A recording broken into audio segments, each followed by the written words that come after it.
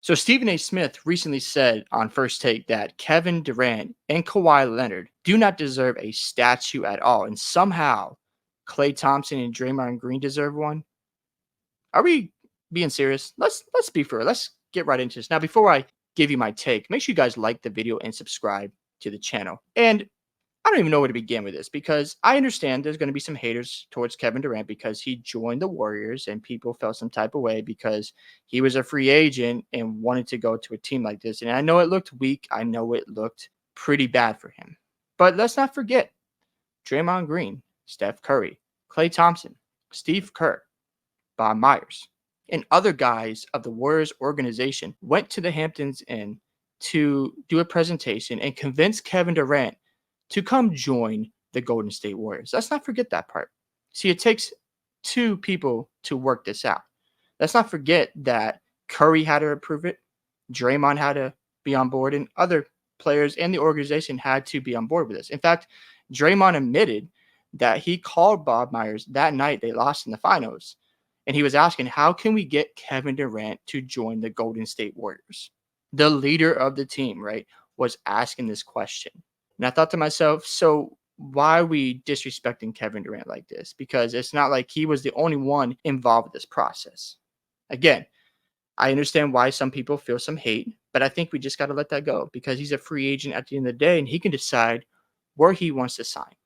I know that might hurt some feelings. I know that might, make people upset, but he still has a decision to make. Now, let's not forget that without Kevin Durant, are the Warriors winning 3 titles in the last 4 years?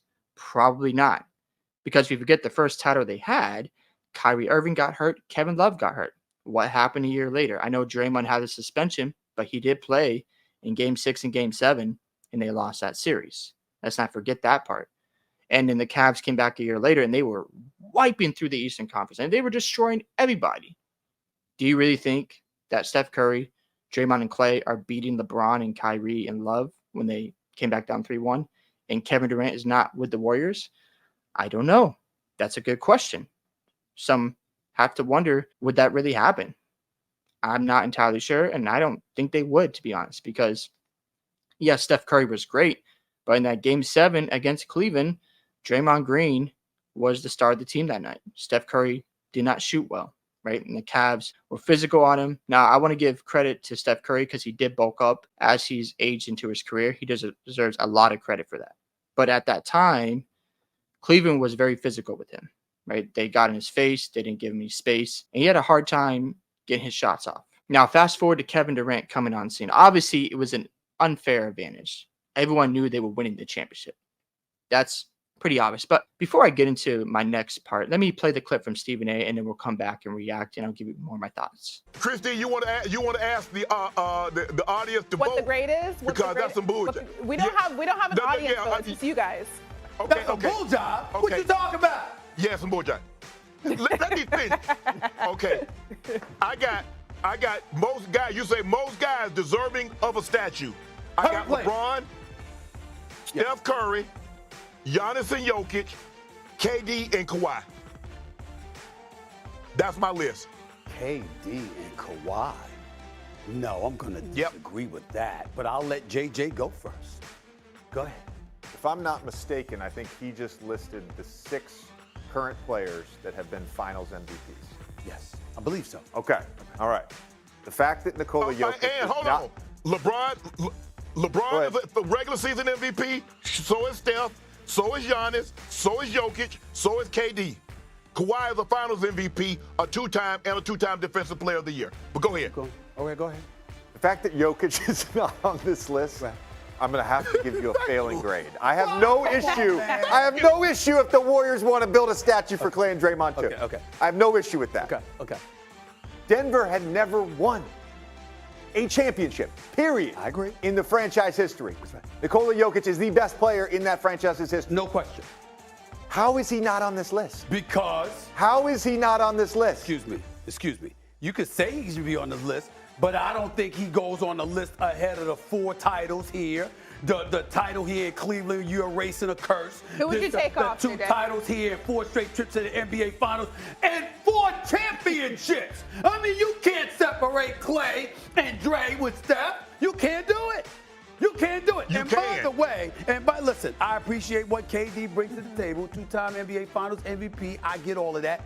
But again, this is where you're in Oklahoma City and you can't close on a 3-1 lead in a Game 7. You lose in that conference finals, and then you go to the team that beat you immediately after. I can't give him a statue in Golden State. I can't give him a statue in OKC. Now, as you saw there, that is just asinine beyond reason, because Kevin Durant and Kawhi Leonard deserve their respect. Kawhi Leonard has won a championship with the Spurs and the Raptors. Now, I know Kevin Durant didn't play in the NBA Finals until Game 5, and then he tore his Achilles, and that was it for him for a year and a half.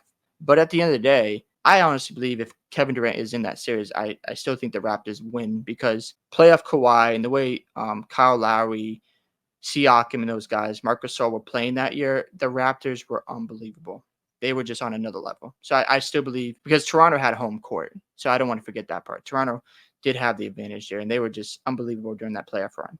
Now, let's go to free agency, and let's just say Kevin Durant decided not to sign with the Warriors, where his second choice was the Boston Celtics. So imagine him joining Jason Tatum, Jaylen Brown, Al Horford, and all of a sudden, if he stuck around and you have Tatum, Brown, KD, and Derek White, Horford, I mean, they're running through the league right now. And that move probably would have been as weak, because people would have looked up KD like, okay, so you went with the Celtics? Really? A team that's up and coming?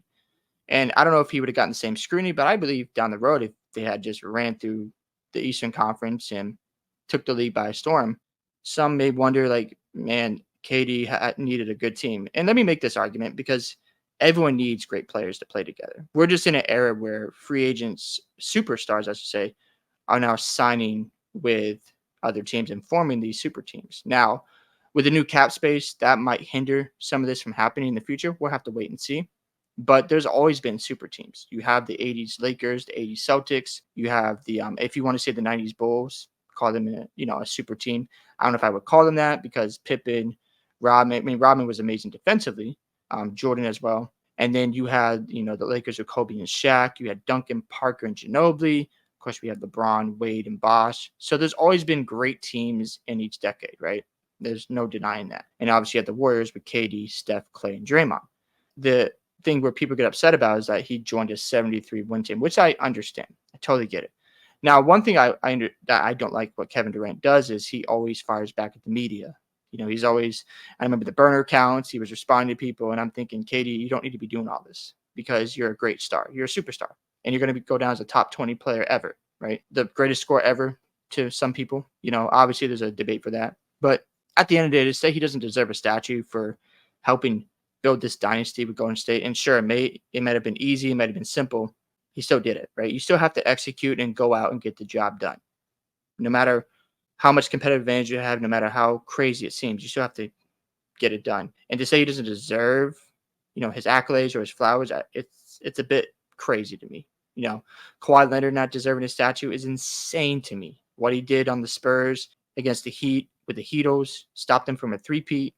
He was unbelievable on defense, and he did his part. And you have the Raptors. I mean, what can you say? So I understand that Draymond and Klay Thompson definitely deserve their statues. They definitely deserve their flowers. But let's not forget that if you're a GM of a team and you have Kevin Durant and Kawhi Leonard on your draft board, are you not drafting them? Let's be honest here. Let's just be serious for a moment. You're going to pick them, right?